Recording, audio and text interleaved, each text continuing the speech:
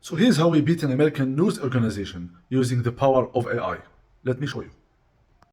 Now what happened is that the Intercept has conducted a quantitative analysis by analyzing about 1,000 articles from the New York Times and other news media. Now what they did is they basically counted the words and they came up with their justified conclusions. What we did is we actually anticipated that in the first week. We analyzed the coverage of 4 TV channels, the full coverage, in the first 5 days of the war. Let me show you the results and compare them to what the Intercept did, and that will show you the potential of machine learning in doing research and understanding the world.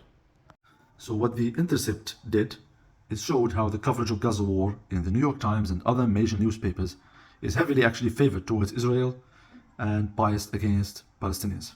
They covered more than 1,000 articles from New York Times, Washington Post, and Los Angeles Times. They searched the articles for relevant words like Palestinian, Gaza, and Israel, and they found that for every Israeli death, Israelis are mentioned 8 times, or a rate 16 times more per death than that of Palestinians. So this is the analysis that we conducted a few weeks ago using machine learning topic modeling, and this is the BBC covering the Gaza war. So when they discuss Gaza, it is militant, military, Gaza Strip, rocket, right? But if we go down and we start discussing Israel, they start talking about hostages. When we go back, again, hostages. To be fair to them, topic number 13, way down the priority list, there is mentioning about hospitals and children and bombing. 7 out of these topics is about the weather. Another example here is Fox News. You see all these topics that our analysis showed in the first 5 days of the Gaza war. There is no mentioning of Palestinians or of the war at all.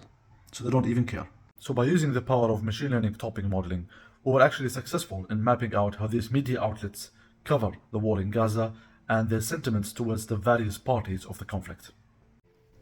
And this is the core of our new startup BrainBridge. It's about using sophisticated technology to produce valuable insights that can be easily understood by non-technical people.